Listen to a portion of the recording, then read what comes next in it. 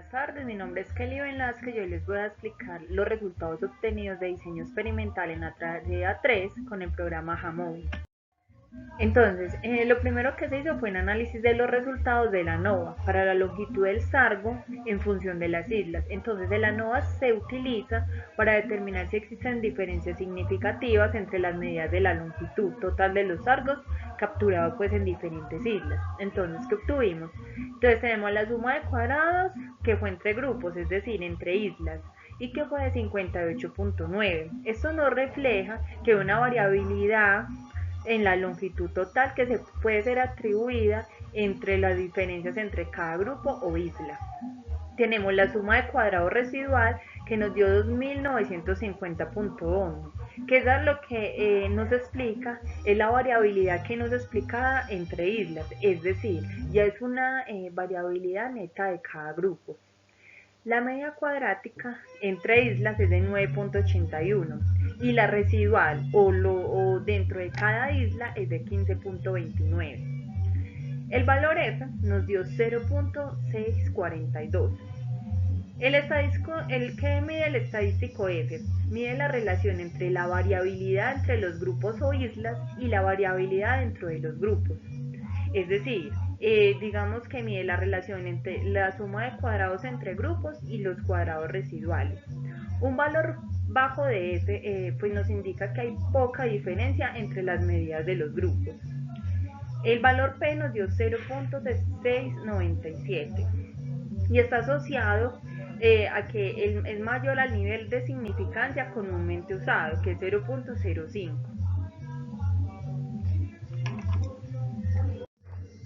Bueno, como conclusión de la ANOVA, dado que P nos dio 0.697, que es mayor a 0.05, lo que nos dice es que no se rechaza la hipótesis nula, es decir, no hay evidencia estadística significativa de que la longitud total del promedio de los sargos difiera entre las islas, es decir, entre los grupos. Las diferencias observadas en las medidas son probablemente pues productos del azar. Bueno, también hicimos la comprobación de los supuestos, los cuales los realizamos con la prueba de Leven para la homogeneidad de varianzas. Entonces, ¿qué hicimos? La prueba de Leven básicamente se utiliza para verificar pues si las varianzas entre los grupos o islas son homogéneas, un supuesto importante para el ANOVA. Entonces, nos dio el valor P en la tabla de Leven, nos dio 0.205. Como este también es mayor a 0.05, no se rechaza la hipótesis nula de igualdad de varianzas, es decir, en conclusión se cumple el supuesto de homogeneidad de las varianzas, lo que valida el uso de la ANOVA. Como resumen, ¿qué encontramos? Bueno, que en el ANOVA para la longitud total de sargos no hay diferencia significativa entre las medidas de longitud total del peso, es decir, entre P, 0, que nos dio 0.697. Por otro lado, en la prueba de Leven se cumple el supuesto de homogeneidad de las varianzas, validando los resultados de la ANOVA. Entonces, las diferencias en la longitud total de los sargos entre las islas pues, o los grupos no son estadísticamente significativas. Lo que nos sugiere es que en este muestreo la longitud total del sardo no varía pues, de manera considerable en función de la isla pues, de captura. Bueno, en el gráfico de dispersión lo que nos ilustra es como la relación entre la longitud total y el peso de los sargos, representados pues por colores distintos. Lo que nos dio es que existe una relación pues, lineal positiva entre la longitud total del sargo, que es el eje X, y su peso, que es el eje Y. A medida que aumenta la longitud total del sargo, también aumenta pues, su peso.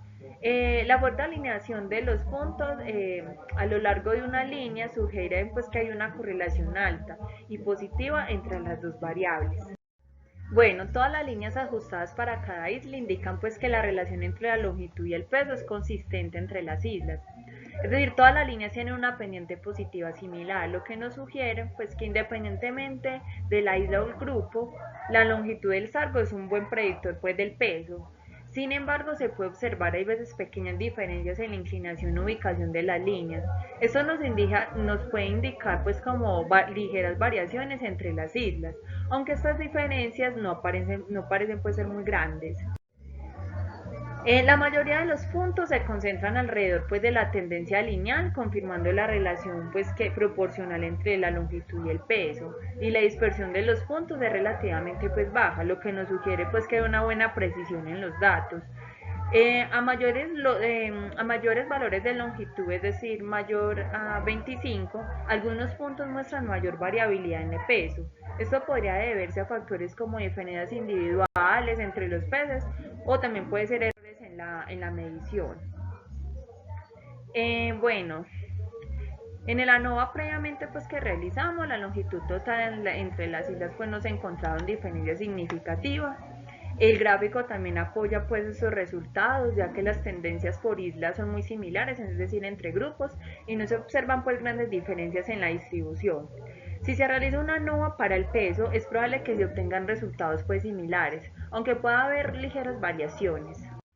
Bueno, ya vamos a hacer un análisis de las varianzas en el ANOVA para evaluar el efecto de las categorías de las larvas sobre los pesos.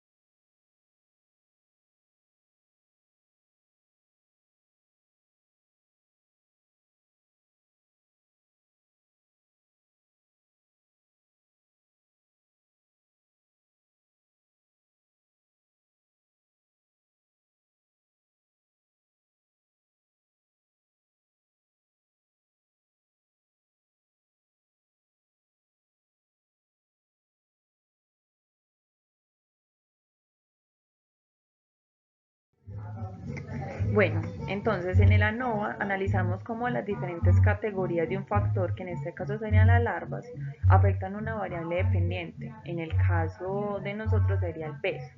Entonces, en los factores evaluados en las larvas nos dio una suma de cuadrados del 35.5, lo que midió la variabilidad del peso explicada por las diferentes categorías de larvas y representa qué tan distintos son los promedios del peso en los grupos. Tuvimos 7 grados de libertad y la media cuadrática fue de 5.075.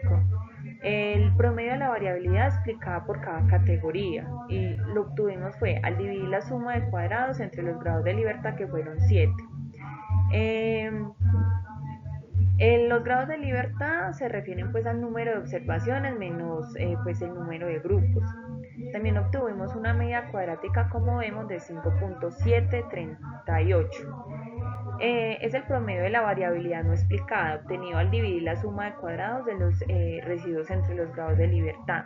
El estadístico F nos dio 0.88 y se obtiene al dividir la media cuadrática de los factores, que serían en este caso las larvas, entre la media cuadrática de los residuos. Si F es muy grande, sugiere que la variabilidad entre los grupos es mucho mayor que la variabilidad dentro de los grupos, lo que indicaría diferencias significativas. El valor P nos dio 0.5 y es el resultado clave.